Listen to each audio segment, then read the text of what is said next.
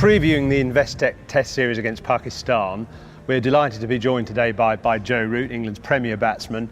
And Joe, one of the things I've noticed about you is we talk a lot about trigger movements. Well, what is a trigger movement and what's yours? For me, a trigger movement is getting yourself in a really good position prior to the release of the ball, so then you can move to a strong position to then play a shot. For me, my trigger movement would be, for the right arm over, for example, I'd try and align nice and straight towards where the ball's going to be released from. I'd move slightly back and then hover my front foot and maybe just touch it lightly down. As I do that and try and release, try and get my head right back over so that it makes that movement forward again a little bit easier. And where did you get that idea from?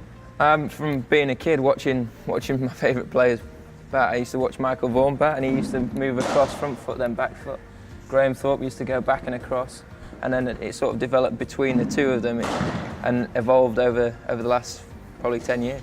Occasionally you see a batsman like, for instance, Sachin Tendulkar stands completely still as the bowler bowls, but it seems to be much more in vogue now for most batsmen to get moving just before the ball is released. Yeah, I think it's a very popular thing. I think people find that if you are stationary, you can feel a little bit static and stuck and maybe a little bit sluggish.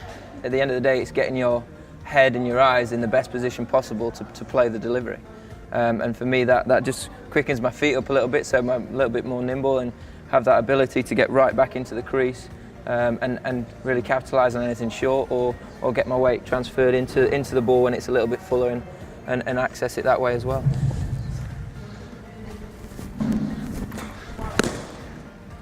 Yeah, so with that one being a little bit shorter, I've done my pre-delivery movement where I'm in a good position to get either forward or back.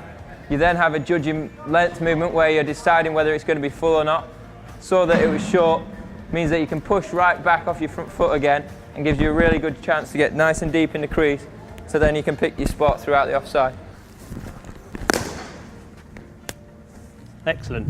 Well, that was absolutely fascinating. I'm so glad I'm not a bowler anymore, because the range of shots, the ability, the confidence that Joe has is absolutely fantastic. Thank you very much. Cheers, Sam.